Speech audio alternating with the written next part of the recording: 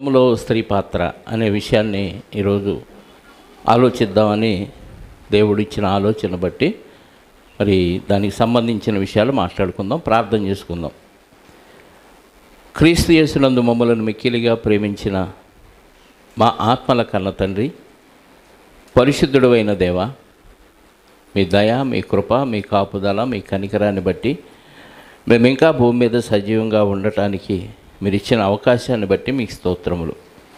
అంతకంటే గొప్పగా మీ కుమారుడైన క్రీస్తు ద్వారా మమ్మల్ని పరిశుద్ధపరచి నీతిమంతులుగా తీర్చి మీ స్వకీయ సంపాద్యంగా చేసుకున్నందుకు మీకు క్రీస్తు ద్వారా కృతజ్ఞతాస్తుతులు చెల్లిస్తూ, తండ్రి, ఎంతోమంది ఈ భాగ్యాన్ని కోల్పోయినప్పటికీ మళ్ళీ అల్పులము, అయోగ్యులము, లోకములో ఎన్నిక లేని వారమైన మమ్మల్ని మీరు ఏర్పాటు చేసుకొని ప్రత్యేకించి మీ స్వకీయ సంపాద్యంగా చేసుకొని మిమ్మల్ని స్తుతించి ఆరాధించడానికి మీరు ఇచ్చిన అవకాశాన్ని బట్టి స్తోత్రాలు, కృతజ్ఞతాస్తుతులు చెల్లిస్తూ, మరికొన్ని విషయాలు ఈ సందర్భంలో నేర్చుకోవడానికి మేము సిద్ధపడుతూ ఉండగా మీ ఆత్మ సహాయముతో రాయించిన మాటలను సరిగా విభజించి బోధించే సామర్థ్యాన్ని అల్పుడిని, అయోగ్యుడినైనా నాకు అనుగ్రహించి తద్వారా మీరే మహిమ, ఘనత, ప్రభావాలు పొందుకొనమని మా రక్షకుడు నీ ప్రియకుమారుడైన క్రీస్తు యేసు అతి పరిశుద్ధమైన నామములో ప్రార్థించి అడిగి వేడుకొనుచున్నాను పరలోకపు తండ్రి, ఆమేన్. చేరువచ్చిన మీ అందరికీ ప్రభు అయిన క్రీస్తు నామములో నా శుభాలు, వందనాలు. సంఘములో స్త్రీ పాత్ర అనే విషయంలో మరి గడిచిన కాలంలోనే ఈ సబ్జెక్టు మనం మాట్లాడటం జరిగింది. అది యూట్యూబ్లో కూడా ఉంది. అయితే కొత్తవారు చాలామంది వచ్చారు. దానికి తగ్గట్టుగా సరికొత్త ఆలోచనలు కూడా దేవుడు వాక్యంలో నుంచి నాకు ఇచ్చాడు. కాబట్టి వాటితో పాటు పాతవి కూడా జత చేసి మరి పంచుకోవాలనే ఆలోచన కలగటంతో ఈ సబ్జెక్టు మరలా ఇంకోసారి మాట్లాడటం జరుగుతుంది.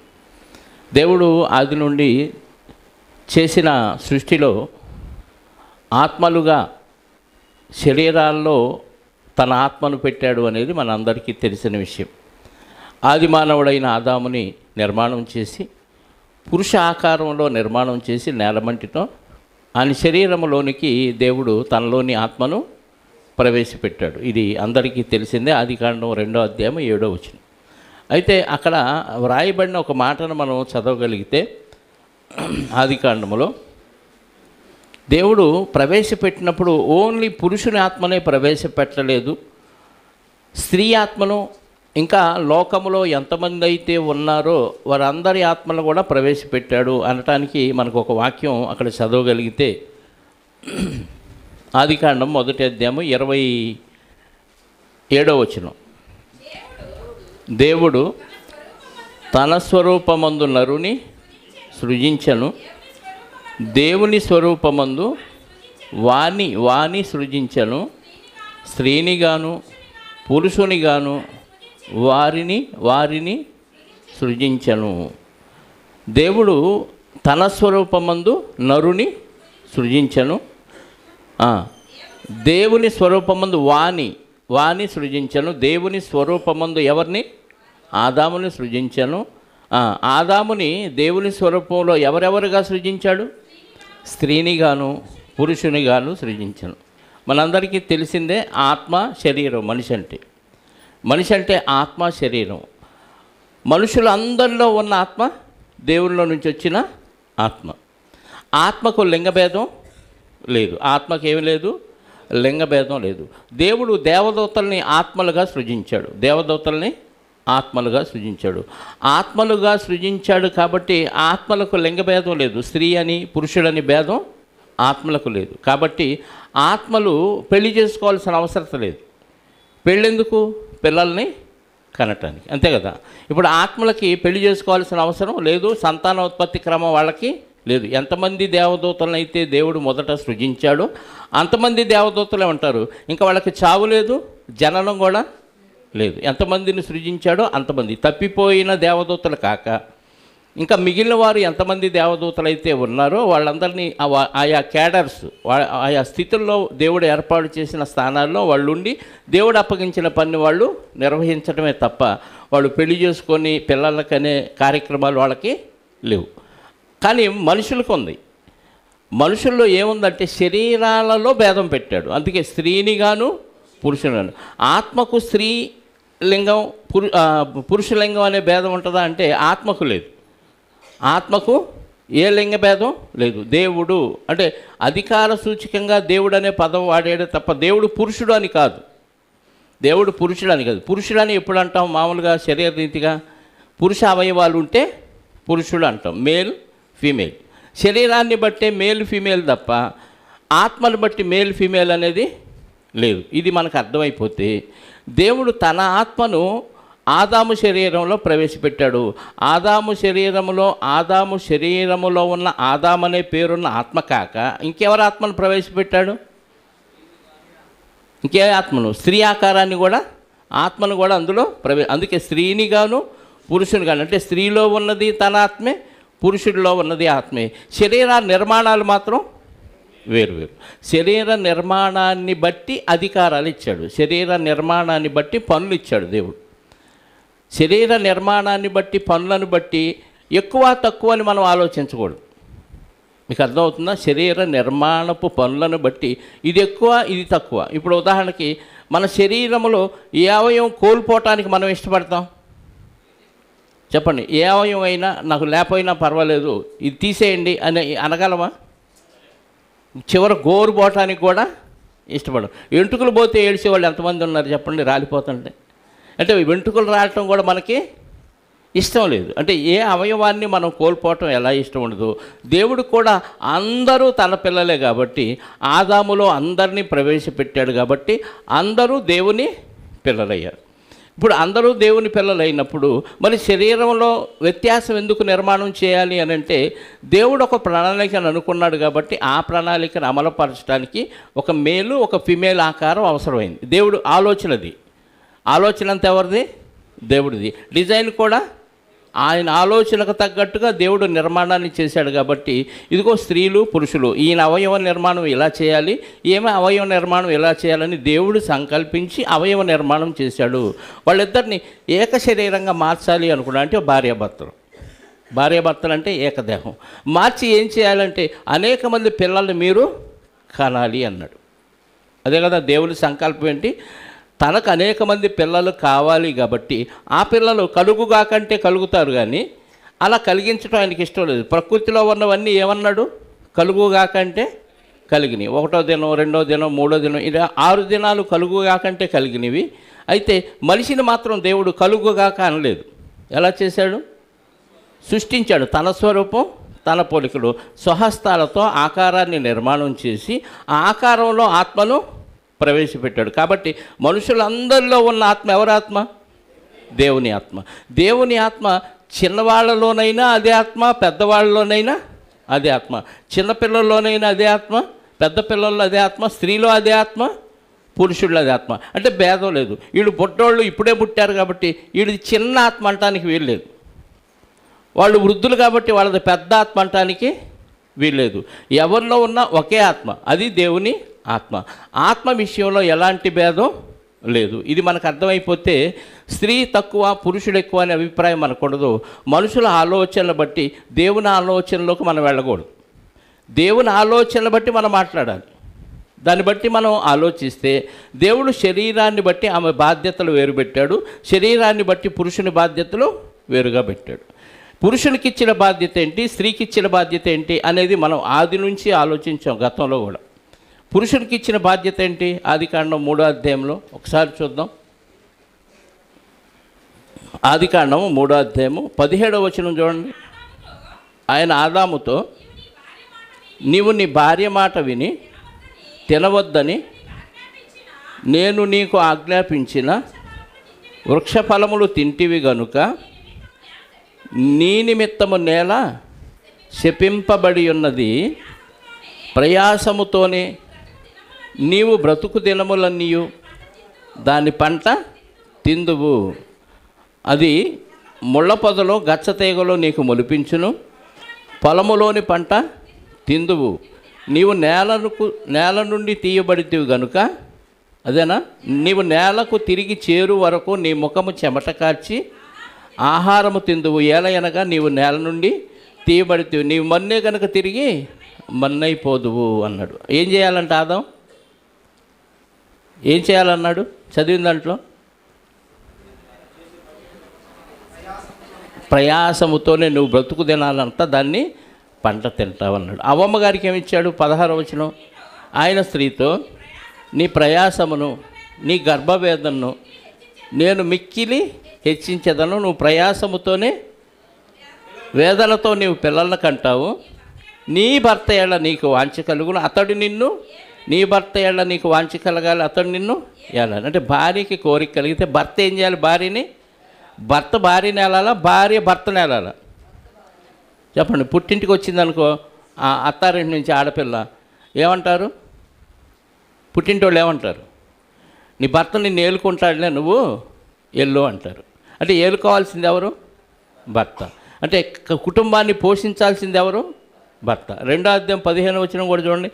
ఆయన సృష్టించిన విధానంలో పురుషుడి యొక్క బాధ్యత, మరియు దేవుడైన యెహోవా నరుని తీసుకొని ఏదెను తోటను సేద్యపరచుటకును దాన్ని కాచుటకును ఎందుకు ఉంచాడు? ఏదెను తోటని సేద్యపరచాలి, ప్లస్ దాన్ని కాయాలి. తోటనే కాయాలా, తోటలో ఉన్న నాటినన్నీ కాయాలా? మరి అవ్వమ్మను కాయాల్సిన పని లేదా? కాయాలి కదా, అవ్వమ్మను కూడా కాయాలి. కాయకపోవటం వలన అపవాది ఏం చేశాడు? ఆదాము లేని సమయాన్ని చూసి అవ్వమ్మ దగ్గరకు వచ్చి ఏం చేశాడు? మోసం చేశాడు. అంటే కాయాల్సిన సమయంలో పురుషుడు కుటుంబాన్ని కాయకపోతే, కాపాడుకోకపోతే, తోటని కాపాడుకోకపోతే ఏమైంది? తోట ఇందాక మేము వస్తుంటే అనవర్లపూడి రోడ్లో మొక్కజొన్న కాదు, జొన్న కంకులు, మొక్కజొన్న వేరు జొన్న వేరు. జొన్న కంకులు బాగా ఎదిగినాయి, విత్తనాలు వచ్చినాయి. వాటిని వచ్చి పక్షులు తీసుకెళ్తున్నాయని దాన్ని కాసే కాపర్ ఏం చేశాడంటే, ఇప్పుడు అమ్ముకునే వాళ్ళు పెట్టారు కదా, చిన్న మైకి పెట్టి ఇంకా 10 సార్లు అరవకుండా ఆ మైక్లో రికార్డు చేసి అదే వినిపిస్తూ ఉంటాడు. పలాని స్టవ్లు బాగు చేస్తామని కానీ, పలాని అమ్ముతామని కానీ వీళ్ళు తిరుగుతూ ఉంటున్నారు కదా. ఇప్పుడు అది పెట్టారు అక్కడ ఛానల్లో. అంటే ఆ మనుషులు ఉండి కాచి దాన్ని కాపాడాల్సింది. సిస్టమ్ మారింది కాబట్టి టెక్నాలజీని వాడుకొని మనుషులు అరిచినట్టుగా ఆ పక్షుల్ని తోలటానికి దాన్ని వాడారు.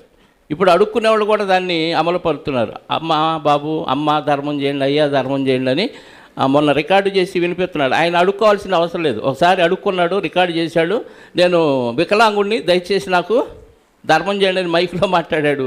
ఇంకా అదే వాగుతుంది. వీడు దర్జాగా అటు కూర్చోవటమే. ఎందుకు ఈ మాట చెప్పండి? పురుషుడు ఏం చేయాలి? కాయాలి. పురుషుడు ఏం చేయాలి? కాయాలి, కుటుంబాన్ని పోషించాలి. తిమోతి 1వ పత్రిక 5వ అధ్యాయం 8వ వచనం కూడా చూడండి. తిమోతికి రాసిన 1వ పత్రిక 5వ అధ్యాయం 8వ వచనం.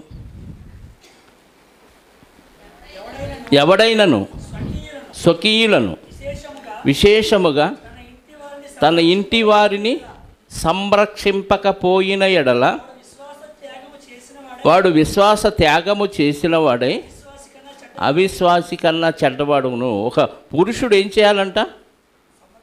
కుటుంబాన్ని రక్షించడం కాదు, ఇక్కడ సంరక్షించాలి అన్నాడు. సంరక్షించటం అంటే కుటుంబాన్ని సంపాదించి పోషించటమే సంరక్షణ.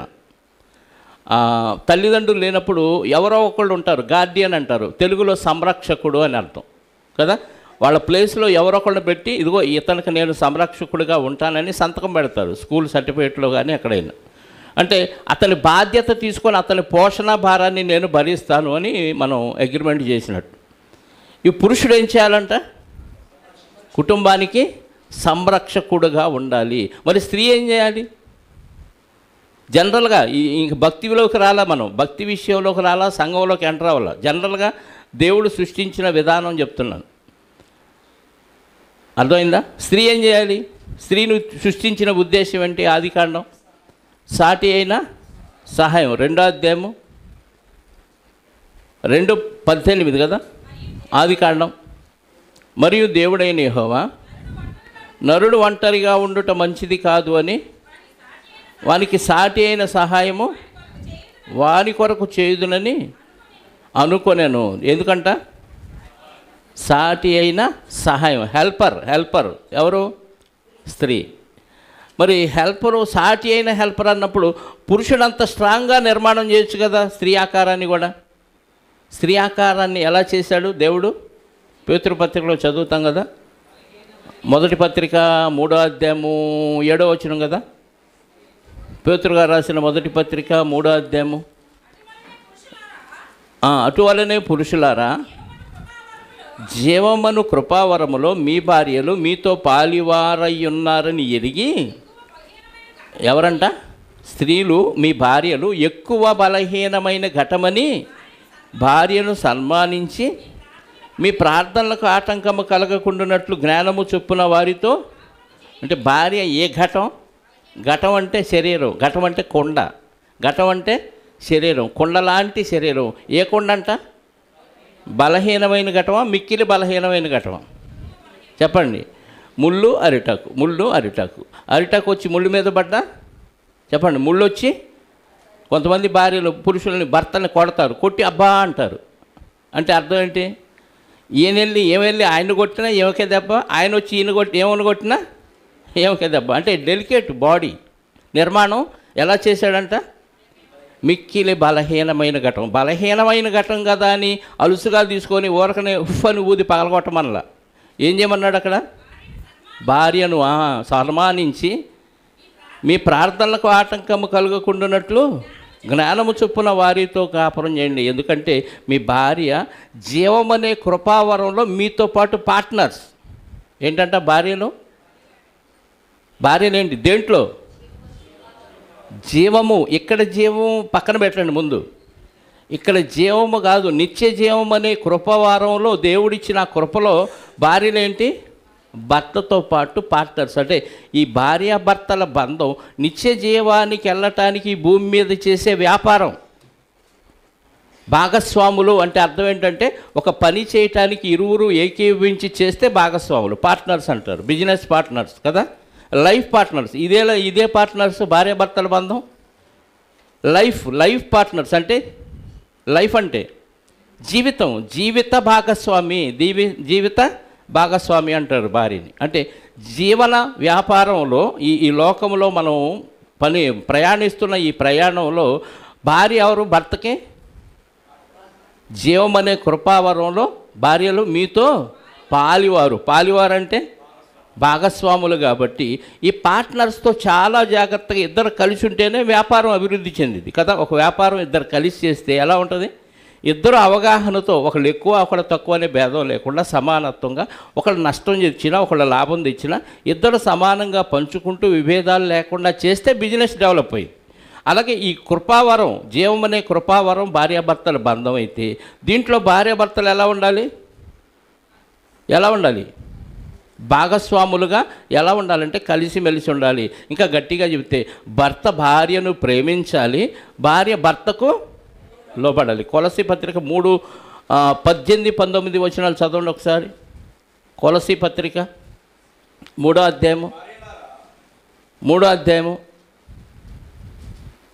18-19. భార్యలారా, విధేయులంటే విధేయత అంటే లోబడమని అర్థం.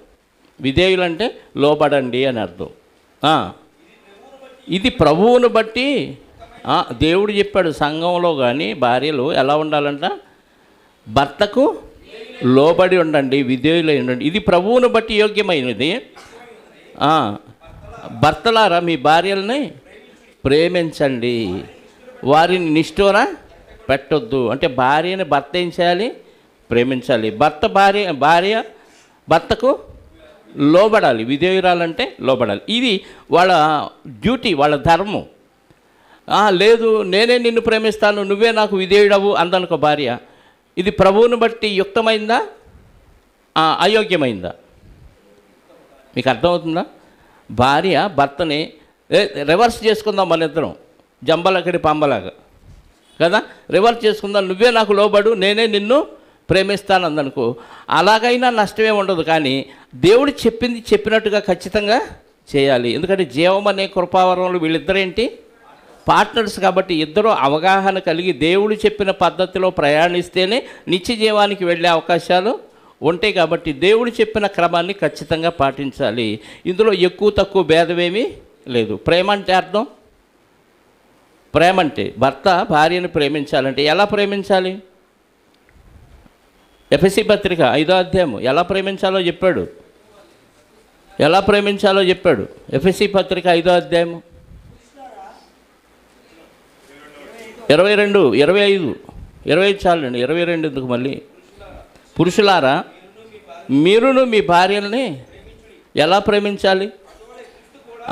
క్రీస్తు భర్త, సంఘం భార్య అయితే క్రీస్తు కూడా సంఘమును ప్రేమించి అది కళంకమైనను ముడతైనను అటిది మరి ఏదైనను లేక పరిశుద్ధమైనదిగాను నిర్దోషమైనదిగాను మహిమగల సంఘముగా ఆయన తన ఎదుట దాన్ని నిలువబెట్టుకోవాలని వాక్యముతో ఉదక స్నానము చేత దాన్ని, ఏది కళంకం మడత మచ్చ ఉన్న సంఘాన్ని వాక్యముతో ఉదక స్నానం చేసి పవిత్రపరచి తన ఎదుట దాన్ని నిలువబెట్టుకోవాలని పరిశుద్ధ పరచుటకై దాని కొరకు, సంఘము కొరకు, స్త్రీ కొరకు, భార్య కొరకు తను తాను అప్పగించుకున్నాం. అంటే భర్త తన శరీరాన్ని మరణానికి కూడా వెనుకాడకుండా భార్య కొరకు భర్త ఏం చేయాలి? అప్పగించుకోవాలి. భార్యను బాగు చేసుకోవడానికి భర్త ఎంత త్యాగం చేయాలి? క్రీస్తు సంఘాన్ని రక్షించుకోవడానికి ఎంత త్యాగం చేశాడో భర్త అంత త్యాగం చేయాలి. ప్రేమ అంటే ఏంటి? ఐ లవ్ యూ చెప్పి ఐస్ క్రీమ్ దాటం కాదు. ఏం చేయాలి? భర్తలారా ఏం చెప్పాడు? నిన్ను నువ్వు అర్పించుకునేంత ప్రేమ. నువ్వు లోబడమన్నాడు కాబట్టి నా కాపాదాల కింద పడి ఉండి, అది కాదు ప్రేమ అంటే. నువ్వు సమర్పించుకుంటున్నావా, తగ్గించుకుంటున్నావా? భార్య దగ్గర తగ్గించుకొని సమర్పించుకోండి. క్రీస్తు అనే భర్త ఏం చేశాడు? ఇక్కడ భార్యలో కళంకం ఉంది, మడతుంది, మచ్చ ఉంది, అలాంటివి ఏదున్నా ఏం చేశాడు ఆయన?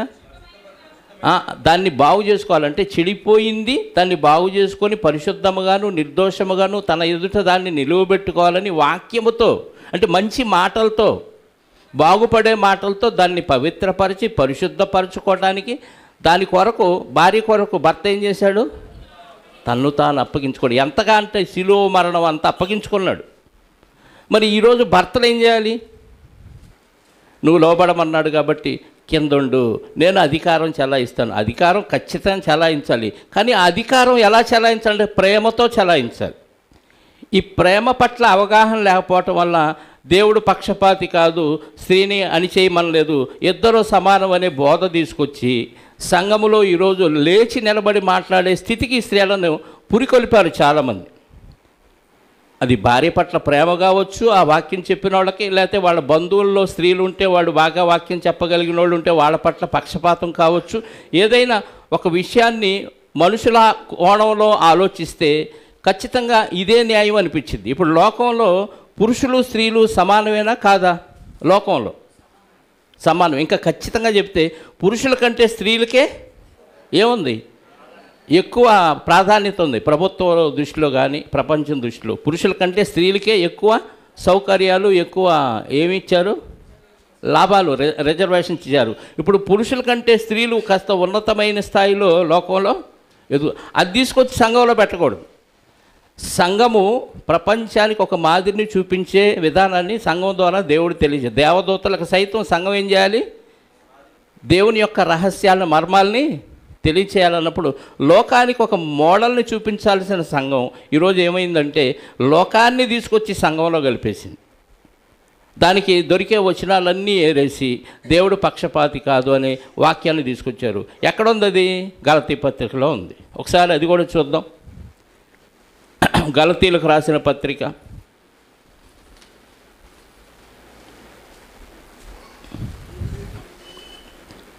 3వ అధ్యాయము 26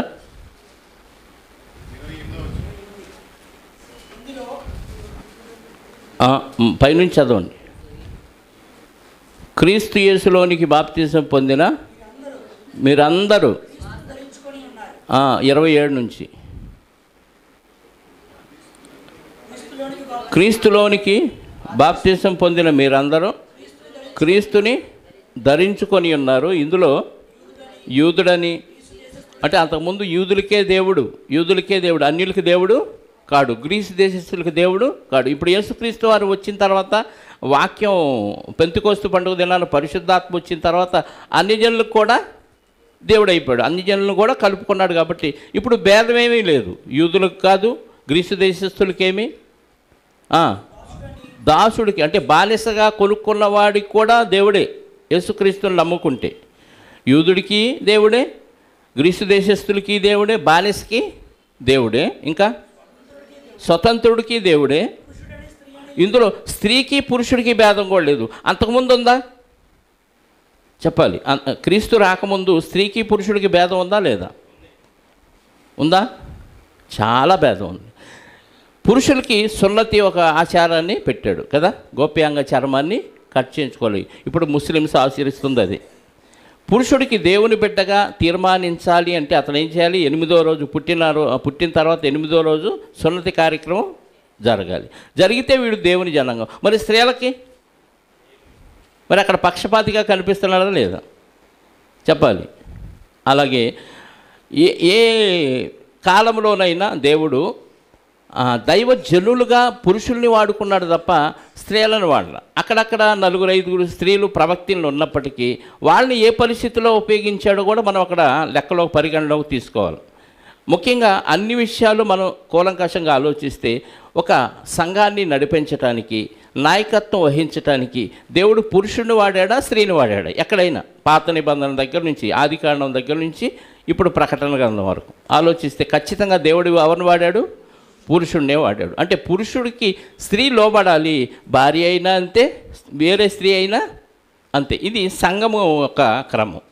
సంఘం ఏర్పాటు కాకముందు లెక్కలో వేరు. సమరీ స్త్రీ బోధించింది కాబట్టి ఆ స్త్రీలు బోధించలేదా అంటారు. ఇంకా తర్వాత మగ్దలేని మరియా ఆమె చెప్పింది అంటారు. లేకపోతే ఇంకొక ఆమె ఎవరు? మగ్దలేని మరి యేసుక్రీస్తు వారు తిరిగి లేచిన తర్వాత మొట్టమొదటిగా శిష్యులకి సువార్త చెప్పింది ఎవరు? మగ్దలేని. ఇవన్నీ సంఘము నిర్మాణం కాకమునుపు జరిగిన విషయాలు. సంఘం నిర్మాణం అయిన తర్వాత ఎవరైనా ప్రకటించాలని ఆలోచిస్తే ఒక ఫ్యామిలీ కనపడింది మనకి. ఆ ఫ్యామిలీ అకుల, ప్రిస్కిల్లా, ఇద్దరు భార్యాభర్తలు కలిసి బోధించారు. ఆ క్రమాన్ని కూడా మనం పరిగణలోకి తీసుకొని ఆలోచిస్తే పురుషుడు ఉండగా స్త్రీ హెల్పర్గా ఉండి బోధించాలి. దేవుడు సృజించిన ఉద్దేశం ఏంటి? మొట్టమొదట సాటి అయిన సహాయం. నీకు బైబిల్ అంతా చూడండి, పురుషునికి హెల్పర్గా ఉన్నారే తప్ప నాయకత్వాన్ని తీసుకొని పరిపాలించిన స్త్రీలు ఎవ్వరూ లేరు, ఒక్క అతల్య తప్ప. అతల్యాకి దేవుడిచ్చాడా? బలవంతంగా లాక్కుందా సింహాసనం? బలవంతంగా కొడుకుని చెడగొట్టింది గాక, చిన్నప్పటి నుంచి చెడ్డవాడిగా పెంచి చంపేసుకుంది గాక, సింహాసనాన్ని లాక్కొని 7 సంవత్సరాలు పరిపాలించింది. ఆమెకు దేవుడు ఇవ్వాల. ఇశ్రాయేలీలు రాజులను చూడండి, యూదుల రాజులను చూడండి. ఇశ్రాయేలీని పరిపాలించిన రాజులు 19 మంది ఉంటారు, యూదులను పరిపాలించిన రాజులు 20 మంది. అందరూ రాజుల్ని వంశపారంపర్యంగా దేవుడు ఏర్పాటు చేశాడే తప్ప ఎక్కడా ఏ స్త్రీని ఏర్పాటు చేయలేదు. 66 పుస్తకాల్లో ఒక స్త్రీకి కూడా దేవుడు వ్రాయటానికి అవకాశం ఇవ్వాల. ఎందుకు చెప్పాలి? దేవుడిని అడుగుదామా? దేవుడు ఇలా చేస్తే ఇంకా దాన్ని మనం క్వశ్చన్ చేసి ఇలా ఎందుకు చేసావని రేపు పరలోకి వెళ్ళినప్పుడు అడుగు. 2 చెంపలు వాయిస్తాడో ఏం చేస్తాడో అప్పుడు ఆయన చూసుకుంటాడు. అప్పుడు అడగండి, ఇలా ఎందుకు చేసావని దేవుడికే సలహాలు ఇచ్చి మనం దేవుడిని క్వశ్చన్ చేసే టైప్ మనం కాదు. అంత స్థాయి మనకి లేదు. ఈ పద్ధతి మీరు ఆచరించండి అంటే ఖచ్చితంగా ఆ పద్ధతి ఆచరించాలి. అయితే ఇంతకాలం మనం చేసిన దాంట్లో తప్పేంటాయని అడిగితే స్త్రీలు ఆరాధనలో పాల్గొనడానికి అవకాశం ఇవ్వలేదు. అవునా కాదా? స్త్రీలు ఆరాధనలో బల్ల తీసుకునేటప్పుడు వాళ్ళు స్తుతించటానికి మనం అవకాశం ఇవ్వలేదు కదా. ఆ విషయంలో కొంచెం డీప్గా సహోదరులు చాలాసార్లు క్వశ్చన్లు అడిగారు. నేను ఆ మైండ్లో అది చర్చిలో ఎప్పుడు ఉంటాను, నిద్రపోతున్నా ఒక ఆలోచన పడిందంటే ఖచ్చితంగా దాని గురించి ఆలోచన చేస్తూనే ఉంటాను. దేవుడు ఒక ఆలోచన అయితే ఇచ్చాడు, దాన్ని పంచుకోవడానికి ఈ సబ్జెక్ట్ మళ్ళీ ఈరోజు మాట్లాడాల్సి వచ్చింది. ఒకసారి యోహాను సువార్త 4వ అధ్యాయము. అప్పటి వరకు పురుషులు యెరూషలేముకి వెళ్ళి దేవునికి బలులు అర్పణలు అర్పిస్తూ దేవుడిని ఆరాధించేవారు. ఆ క్రమం అప్పుడు జరుగుతూ ఉంది. అలాగే సమరయులు కూడా దేవుణ్ణి ఆ పర్వతం మీద ఆరాధించే క్రమాన్ని అక్కడ మనం చూడగలం. అయితే యేసుక్రీస్తు వారు సమరయ స్త్రీతో మాట్లాడుతూ మార్పు చేసిన సందర్భాన్ని ఒకసారి మనం గమనిద్దాం. యోహాను సువార్త 4వ అధ్యాయము 20వ వచనం నుండి చూద్దామా. మా పితరులు ఈ పర్వతమందు ఆరాధించిరి కానీ ఆరాధించవలసిన స్థలము యెరూషలేములో ఉన్నదని మీరు చెప్పుదురని ఆయనతో అనగా, యేసు ఆమెతో ఇట్లా నేను మా పితరులు అంది. అంటే ఎవరు ఆరాధించేది? పితరులు అంటే పురుషులు. మా పితరులు ఈ స్థలంలో ఆరాధించారు, కానీ మీరైతే వచ్చి ఏం చెప్తారు? యెరూషలేములో ఆరాధించాలని మీరు చెప్తారని నాకు తెలుసు అంటుంది. అప్పుడు యేసుక్రీస్తు వారు అంటున్నారు, అమ్మ, ఒక కాలం వచ్చుచున్నది, ఆ కాలమందు ఈ పర్వతం మీదనైనను యెరూషలేములోనైనను మీరు మీరు మీరు తండ్రిని అంటే మీరు అని ఎవరితో అంటున్నాడు? స్త్రీతో అంటున్నాడు. అంటే మీరు కూడా తండ్రిని, ఒక కాలం వస్తుంది, ఆ కాలంలో మీరు కూడా ఈ యెరూషలేములో కానీ ఆ పర్వతం మీద కానీ తండ్రిని ఆరాధింపరు. ఒక కాలం వస్తుంది, ఆ కాలంలో మీరు తండ్రిని ఆరాధింపరు. నా మాట నమ్ముము.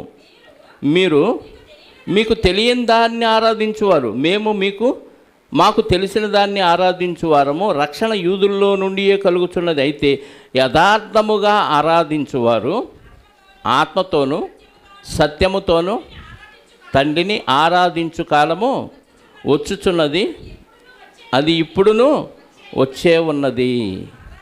నన్ను ఆరాధించువారు అట్టివారే కావాలని తండ్రి కోరుచున్నాడు. దేవుడు ఆత్మ గనుక ఆయన్ని ఆరాధించువారు ఆత్మతోనూ సత్యముతోనూ ఆరాధింపవలను. ఆరాధన విషయం అంటే దేవుడు అందరినీ ఆరాధించమని చెప్పాడు. మీరు తండ్రిని ఆరాధిస్తారు, అప్పుడు మీ పితరులు ఆరాధించారు, ఇప్పుడు మీరు ఆరాధిస్తారు. ఆ సమయం ఇప్పుడు వచ్చే ఉంది. ఎలా ఆరాధించాలి? ఆత్మతోనూ సత్యముతోనూ. ఆత్మ అంటే పరిశుద్ధాత్మ. సత్యమైన వాక్యాన్ని అంగీకరించి, సత్యమైన యేసుక్రీస్తుని అంగీకరించి మారు మనసు పొంది బాప్తీసం తీసుకుంటే వచ్చి ఆయన ఎవరు? పరిశుద్ధాత్మ అనే వరం వస్తాడు. కాబట్టి పరిశుద్ధాత్మను కలిగి మనం సత్యమైన యేసుక్రీస్తు వారితో తండ్రిని యేసుక్రీస్తు నామమున తండ్రికి ఆత్మ కలిగి ప్రార్థన చేస్తేనే అప్పుడు ప్రార్థన వెళ్ళిద్ది, ఆరాధన కూడా వెళ్ళిద్ది. ఇప్పుడు బాప్తీసం తీసుకున్న వాళ్ళు స్త్రీ పురుషులైన అందరూ ఏ భేదం? రక్షణ విషయంలో ఖచ్చితంగా అందరికీ దేవుడు సమానమైన హక్కు ఇచ్చాడు, గలతీ పత్రికలో చదివినట్టుగా. ఇందులో యూదులని, గ్రీసు దేశస్తులని, స్త్రీ అని, పురుషులని ఏ భేదం లేదు. అందరూ క్రీస్తు యేసునందు, చెప్పండి, క్రీస్తు యేసునందు దేవునికి కుమారులై ఉన్నారు. స్త్రీలు కూడా దేవునికి ఏంటి? కుమారులే. శరీరాన్ని బట్టి స్త్రీ ఆకారం, కానీ దేవునికి ఏమయ్యారు? వాళ్ళు కూడా కుమారులు. కుమారులందరూ ఏం చేయాలి? ఆరాధించాలి కదా. కుమారులందరూ ఏం చేయాలి? ఆరాధించాలి. పేతురు గారు రాసిన పత్రిక 2వ అధ్యాయము 9వ వచనం. రక్షించబడిన వారు ఏం చేయమంటున్నాడు చూడండి. పేతురు గారు రాసిన పత్రిక, మొదటి పత్రిక 2వ అధ్యాయము 9వ వచనం. అయితే మీరు చీకటిలో నుండి ఆశ్చర్యకరమైన తన వెలుగులోనికి మిమ్మును పిలిచిన వాని గుణాతిశయములను ప్రచురము చేయు నిమిత్తము ఏర్పరచబడిన వంశము, రాజులైన యాజక సమూహము, పరిశుద్ధ జనమును, దేవుని సొత్తైన ప్రజలనై. ఎవరు మీరు? అంటే రక్షించబడిన వారు అందరా? కొందరైనా? అందరూ. మీరు ఏం చేయాలి? చీకటిలో ఉన్నారు ఒకప్పుడు, ఇప్పుడు వెలుగులోనికి వచ్చిన మీరు ఏం చేయాలి?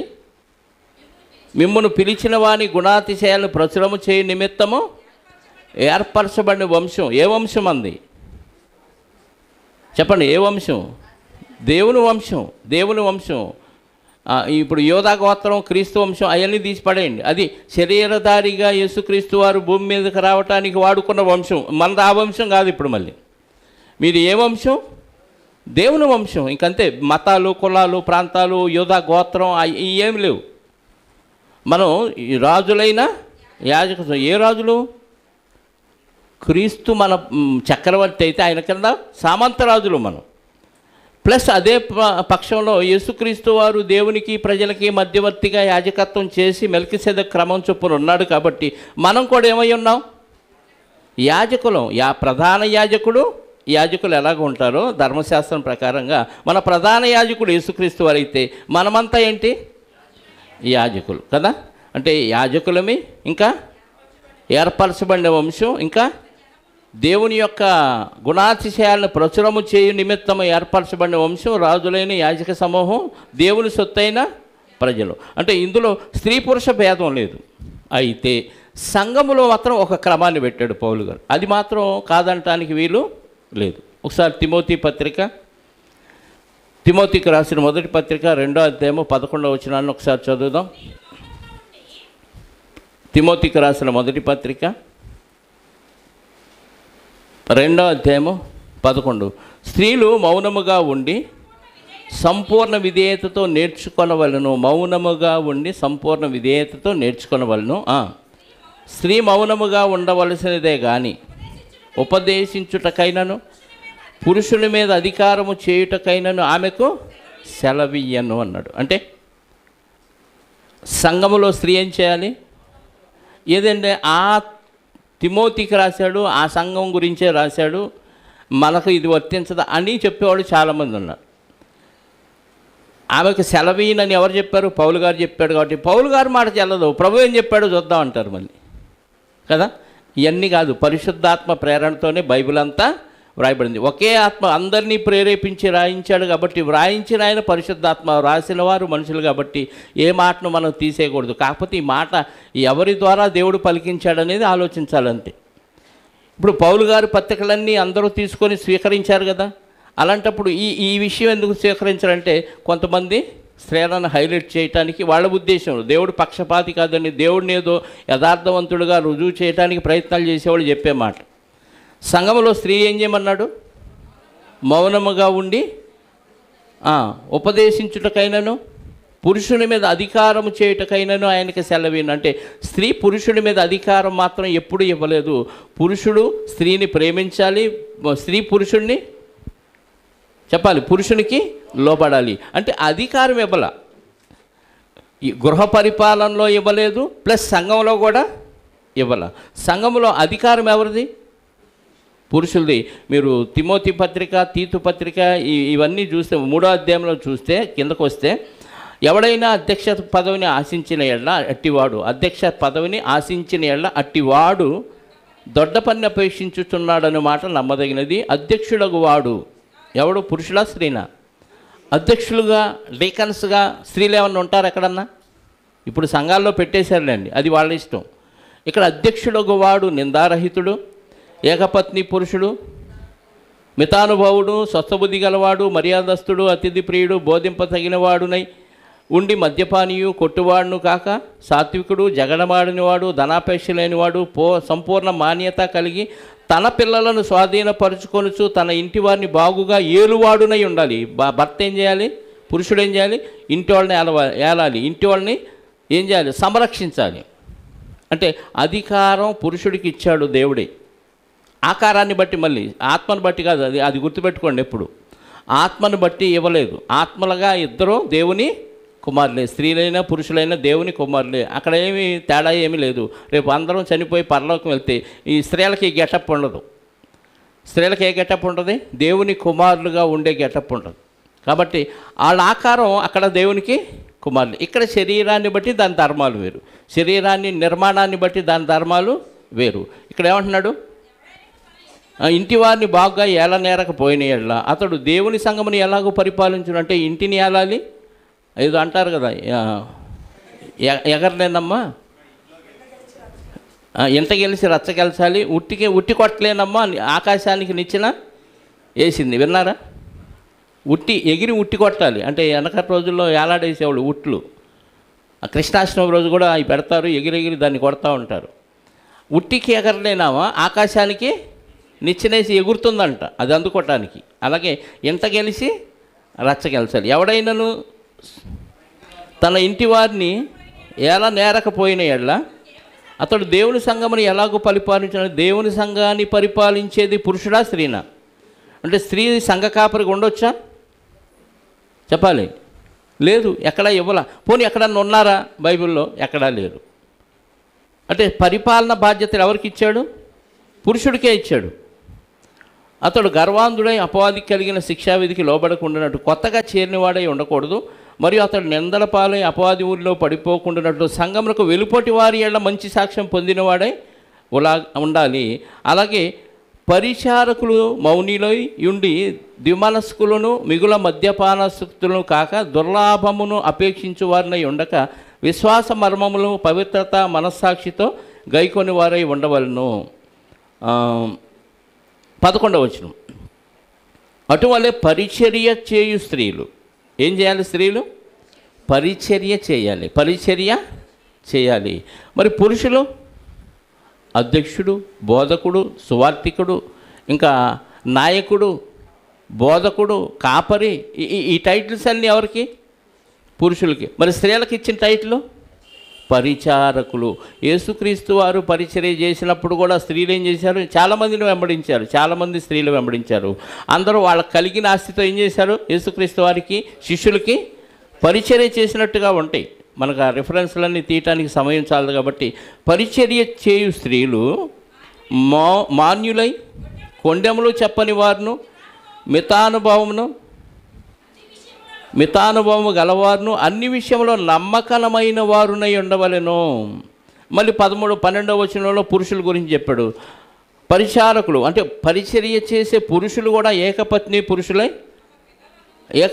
పురుషులను, తమ పిల్లలను, తమ ఇంటి వారిని బాగా ఏలువారినై ఉండవలెను అన్నాడు. అంటే పరిచర్య చేసే వాళ్ళలో పురుషులు ఉన్నారు, పరిచర్య చేసే వాళ్ళలో స్త్రీలు ఉన్నారు. కానీ ముఖ్యంగా పాలన చేసే విషయంలో, అధ్యక్షత వహించే విషయంలో, కాపరిగా ఉండే విషయంలో ఎవరికి ఇచ్చాడు అధికారం? పురుషులకే ఇచ్చాడు. తీతు పత్రిక 5వ వచనం, 1వ అధ్యాయము. నేను మీకు ఆజ్ఞాపించిన ప్రకారము నీవు లోపముగా ఉన్న వాటిని దిద్ది ప్రతి పట్టణములోను పెద్దలను నియమించవలను.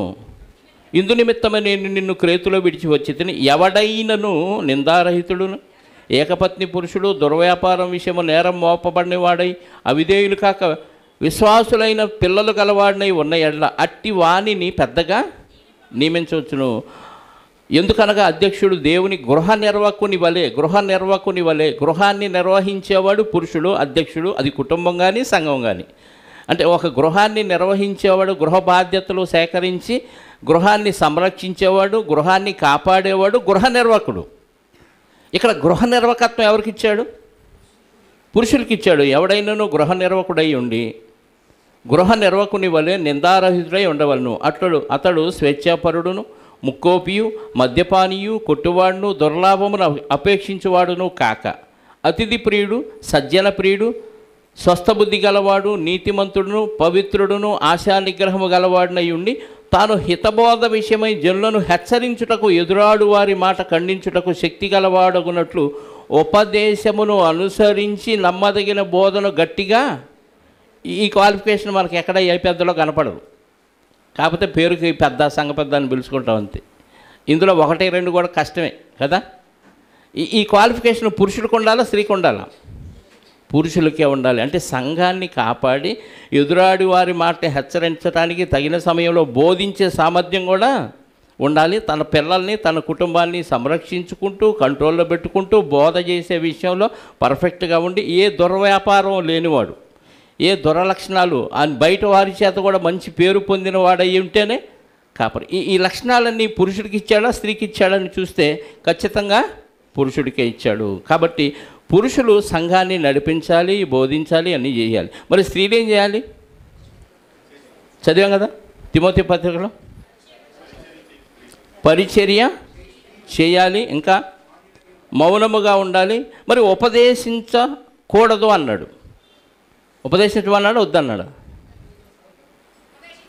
ఉపదేశించుటకైనను, పురుషుని మీద అధికారము చేయుటకైనను ఆమెకు సెలవియ్యను అన్న పౌలు గారి మరొక మాట చెప్పాడు. తీతు పత్రిక 2వ అధ్యాయం ఒకసారి చూద్దాం, 5వ వచనం. అలాగునే వృద్ధశీలు కొండెగత్తెలను మిగుల మద్యపానాసక్తులనై ఉండక ప్రవర్తన యందు భయభక్తులు గలవారై ఉండాలి. ఎవరు? వృద్ధులైన స్త్రీల గురించి చెప్పాడు. దేవుని వాక్యము దూషింపబడకుండునట్లు యవ్వన స్త్రీలు తమ భర్తలకు లోబడి ఉండి, ఇక్కడ కూడా ఏం చెప్పాడు? యవ్వన స్త్రీలు భర్తలకు లోబడి ఉండి తమ భర్తలను శిశువులను ప్రేమించుచు స్వస్థబుద్ధి గలవారును పవిత్రులను ఎంట ఉండి పని చేసుకొని వారునై ఉండి మంచివారునై ఉండి బుద్ధి చెప్పుచు మంచి ఉపదేశము చేయువారునై ఉండాలి అన్నాడు. అక్కడేమన్నాడు? తిమోతి పత్రికలో ఉపదేశించుటకు ఆమెకు సెలవియ్యను అన్నాడు. ఇక్కడేమన్నాడు? మంచి ఉపదేశం చేయాలండి. ఇంతగా చెయ్యాలా, ఉపదేశించొద్దా? అంతే కదా. ఇక్కడ ఏమన్నాడు? మంచి ఉపదేశం చేయవారై ఉన్నంత కదా. ఉంటే మీరు వద్దు, ఎవరో స్త్రీలు మాట్లాడకూడదు, నోరు మూయండి అంటారు అని అంటున్నారు కొంతమంది. ఈ పాయింట్ తీసుకొని ఎక్కడుండి ఉపదేశం చేయమన్నారు? ఇంట ఉండి. ఇల్లు అంటే సంఘం అండి, ఆ రోజుల్లో ఇల్లు అంటే సంఘాలేనండి, ఇళ్లలో సంఘాలు ఉన్నాయి కదండి, అట్టా తిప్పేవాళ్ళు కూడా ఉంటారు. ఎందుకంటే వక్రించే వారికి ఇక హద్దులే ఉండవు, వాళ్ళకి లిమిట్స్, బార్డర్స్ ఉండవు కదా. ఏ బార్డర్ అయినా జంప్ చేసేస్తాడు కదా. ఇంట ఉండి భర్తను శిశువుల్ని ప్రేమించటం అంటే, భర్తని శిశువులను ప్రేమించటం అంటే వాళ్ళ అవసరాలు తీర్చడం కాదండి. వాడు నరకానికి పోకుండా వాళ్ళని కాపాడటం కూడా ఎవరి బాధ్యత? స్త్రీ బాధ్యత, భార్య బాధ్యత. ప్రేమించటం అంటే వాళ్ళ అవసరాలు తీర్చడం అంటే అసలు దేవుడిని నమ్మనోడు కూడా తిరుగుతాడు. మనమేం తిరుగుతున్నాం వాళ్ళ అవసరాలు? పిల్లలకి నాన్న పలాని బైక్ కావాలంటే కొనెత్తున్నాడు, వాడు బైక్ వేసుకొని వెళ్ళిపోతున్నాడు, యాక్సిడెంట్లో పోతున్నాడు, అది వేరే విషయం. వాళ్ళు తీర్చినట్టు మనమేడ తీరుస్తున్నాం వాళ్ళ కోరికలు కదా. నమ్మనోళ్ళే కోరికలు ఎక్కువ తిరు. ఆ కోరికలు కాదు, వాడు నరకానికి పోకుండా వాడిని గద్దించైనా కొట్టైనా సరే దారిలో పెట్టడమే నిజమైన ప్రేమ. ఇప్పుడు ఈ ఇంట్లో ఉండే స్త్రీ ఏం చేయాలి? భర్తని తప్పకుండా, ఆయన దారి తప్పకుండా చూడాల్సిన బాధ్యత స్త్రీ మీద ఉంది. అలానే భర్తకు లేదనకండి. ఎందుకంటే సొంత శరీరం, ఇద్దరు కలిసి ఏ శరీరం? ఏకదేహం. కాబట్టి తన దేహం పాడైపోతుంటే బాగు చేసుకోవాల్సిన బాధ్యత స్త్రీకి ఉంది. పిల్లలు పాడయ్యి నరకానికి పోకుండా కాపాడాల్సిన బాధ్యత అదే స్త్రీకి ఉంది.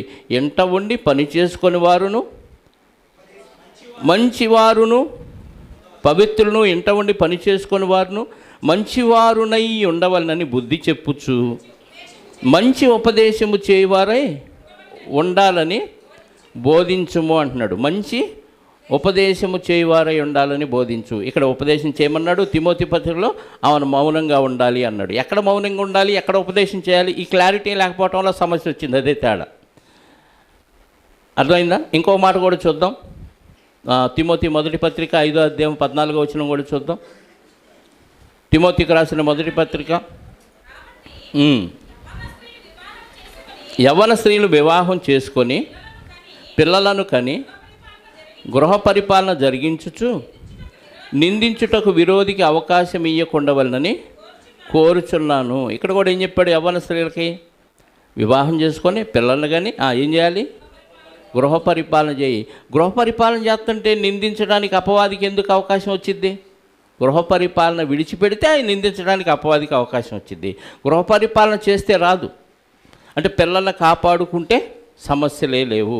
పిల్లల్ని కాపాడకపోవటం వల్ల ప్రమాదాలు జరుగుతాయి. పిల్లలకి తల్లి ఒక దారిని వెళ్ళిద్ది, తండ్రి ఒక దారిని వెళ్ళిపోతాడు. పిల్లల్ని ఎవరు చూస్తారు?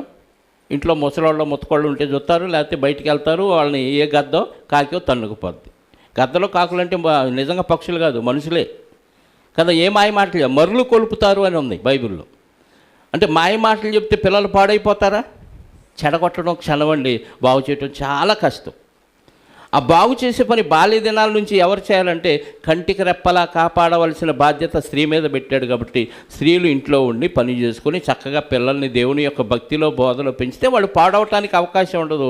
అందుకే నీ బాల్య దినాలు ఎందు సృష్టికర్తను స్మరణకు తెచ్చుకోమన్నాడు. బాలుడై ఉన్నప్పుడే వాడి నడకల్ని కనిపెట్టి వాడిని జాగ్రత్తగా వాక్యంలో దెబ్బలు కొట్టైనా పెంచమని సామెతల గ్రంథంలో ఉంది.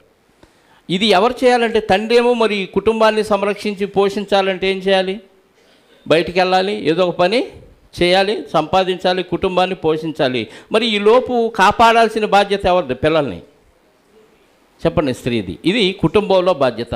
మరి సంఘంలో కూడా ఎవరు నాయకత్వం వహించి సంఘంలో సభ్యుల్ని కాపాడాలంటే పురుషులకే ఇచ్చాడు అధికారం. ఎందుకంటే బలమైన ఘటం, బలహీనమైన ఘటం.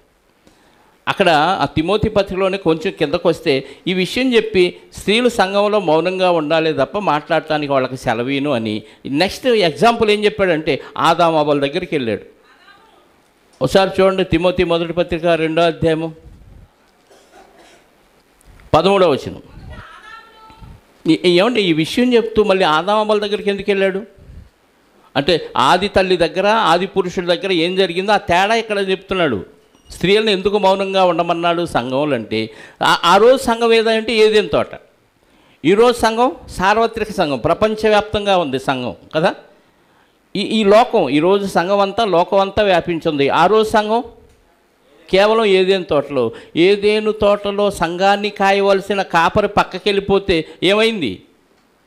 మోసపరచబడింది అవ్వమ్మ. ఆ విషయాన్ని ప్రస్తావిస్తున్నాను ఇక్కడ. ఆదాము మోసపరచబడలేదు, కానీ మొదట ఆదాము నిర్మించబడి కాదా? ఏది మొదట ఎవరు నిర్మించబడితే తేడా ఏంటి చెప్పండి?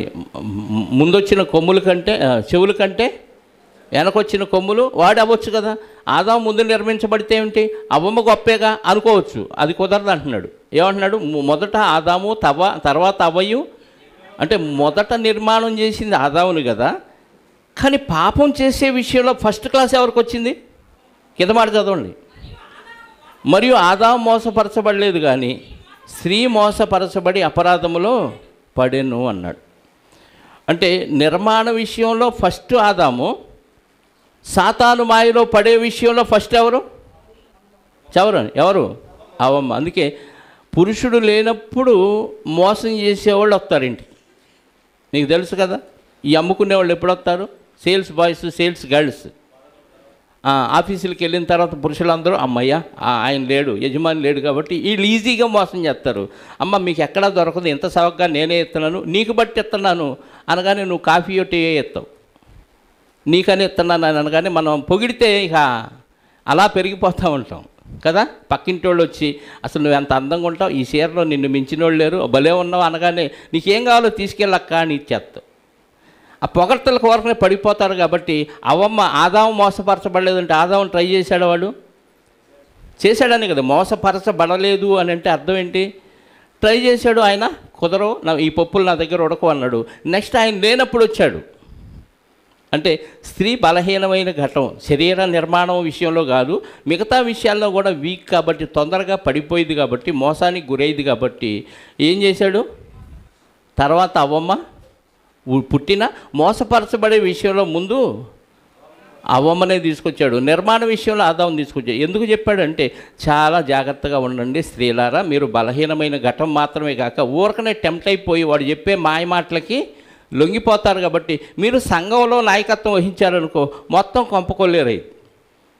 అలాని బోధించొద్దు అనలేదు. ఎక్కడ బోధించకూడదు? సంఘములో వద్దన్నాడు. కాబట్టి మాకు ఇక బోధించే పనే లేదు అనుకుంటే పొరపాటుది. బోధించాలి. పురుషుడు లేనప్పుడు ఖచ్చితంగా బోధించాలి. మనం రొట్టె రసం తీసుకున్న వాళ్ళు ఏం చేయాలి? యాజకత్వం చేయాలి. రాజులుగా మనం పరిపాలన చేయాలి. యాజకత్వం చేయటం అంటే దేవునికి ప్రజలకి మధ్యవర్తిగా దేవుడిని ప్రకటించాలి, అంతే కదా. వాళ్ళ తరపున బలులు అర్పించి దేవుడిని ప్రజల్ని ఇద్దరిని కలపాలి. ఇది యాజకుల పని. ఇప్పుడు స్త్రీలు పురుషులు అందరూ యాజకులైనప్పుడు సంఘంలో వద్దన్నాడు. కాబట్టి అసలు మాట్లాడకూడదు అనుకుంటే పొరపాటు. మరి ఎక్కడ మాట్లాడాలి? మాట్లాడే పురుషుడు, నడిపించే నాయకుడు లేనప్పుడు ఇప్పుడు స్త్రీల సమాజం జరుగుతుంది. అందులో ధారాళంగా మాట్లాడుకోవచ్చు, చక్కగా వాక్యాలు చెప్పుకోవచ్చు, స్త్రీలు చెప్పుకోవచ్చు. పురుషుడు, వాక్యం తెలియని పురుషుడు ఉన్నప్పుడు, అంటే బాప్తిసం పొందని పురుషుడు ఉన్నప్పుడు అతనికి చెప్పొచ్చు. ఇప్పుడు అకుల ప్రిస్కిల్లాలు అలాంటిదే చేశారు. వాళ్ళు సంఘములో ఉండి చేయలేదు. వాళ్ళు ఎవరికి బోధించారు? ఒకసారి అపోస్తుల కార్యాల గ్రంథం 14వ అధ్యాయమా ఒకసారి చూడండి.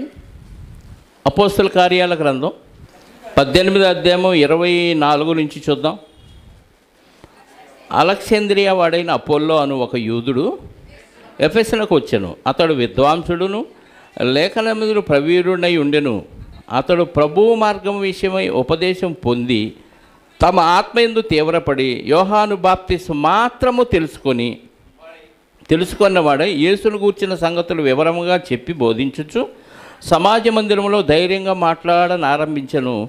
ప్రిస్కిల్లా అకులయు విని అతన్ని చేర్చుకొని దేవుని మార్గమును మరి పూర్తిగా అతనికి విషదపరచరి. ఎవరు? అకుల, ప్రిస్కిల్లా భార్యాభర్తలు ఇద్దరు చేశారంటే ఇప్పుడు ప్రిస్కిల్లా గారు కూడా బోధించి ఉండొచ్చా? బోధించలేదా? బోధించి ఉండొచ్చు, బోధించకపోయి ఉండొచ్చు.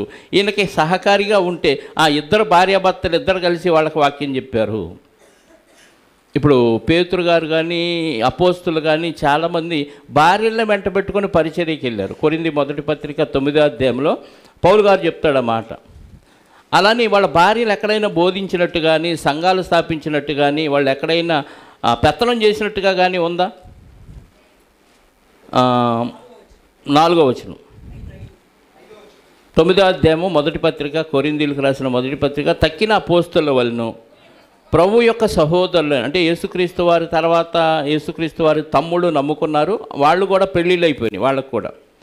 అపోస్తలుల వలెను ప్రభు యొక్క సహోదరుల వలెను కేఫా వలెను, అంటే పేతురు గారి వలెను మేము విశ్వాసురాలైన భార్యను వెంటబెట్టుకొని తిరుగుటకు మాకు అధికారము.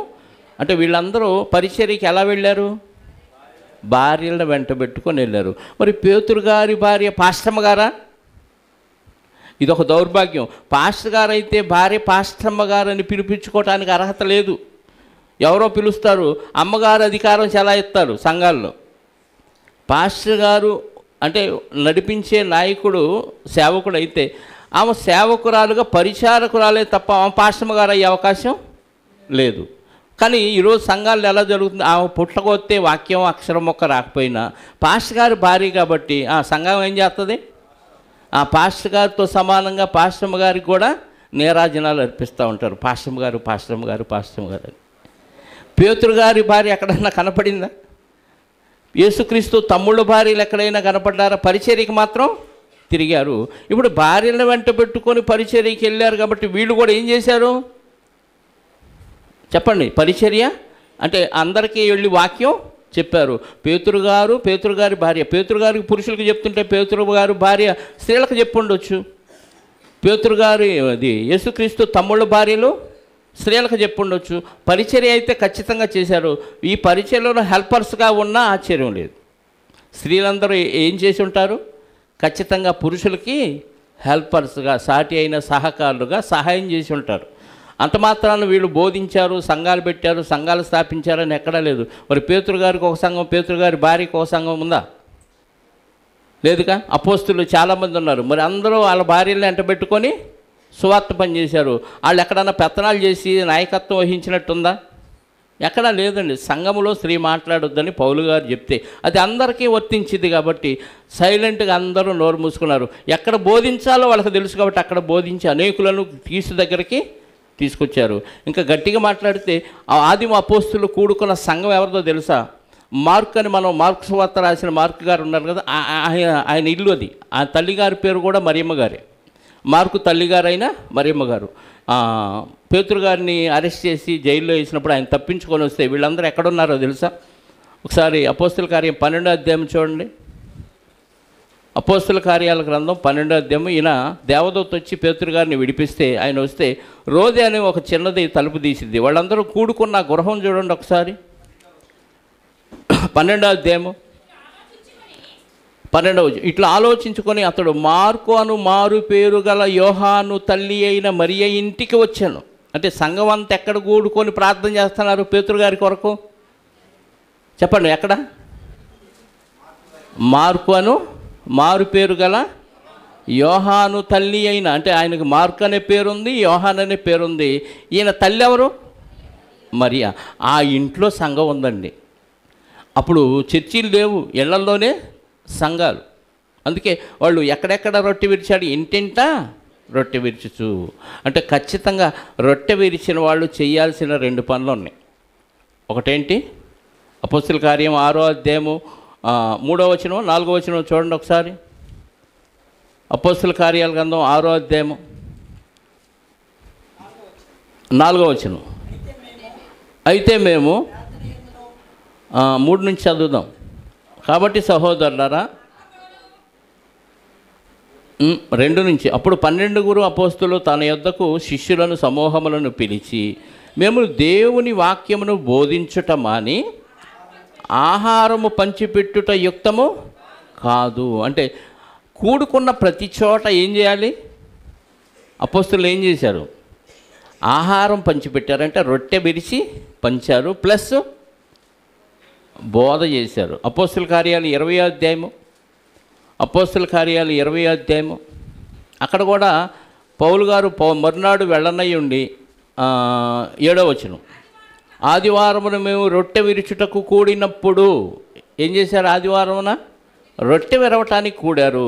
ఎక్కడ? ఒక ఇంట్లో అంతస్తులో కూడినప్పుడు పౌలు మరునాడు వెళ్ళనయ్యుండి వారితో ప్రసంగించుచు అర్ధరాత్రి వరకు విస్తరించి అంటే కూడుకున్న ప్రతిసారి వీళ్ళు ఏం చేశారంటే, ఒకటి రొట్టె విరిచారు, రెండు బోధ చేశారు, సువార్తను ప్రకటించారు. 2 కార్యక్రమాలు ఖచ్చితంగా జరిగినాయి. రొట్టె విరవటం, బోధ చేయటం. ఈ బోధ ఎవరు చేశారు? పురుషులు చేశారు. రొట్టె విరిచారు.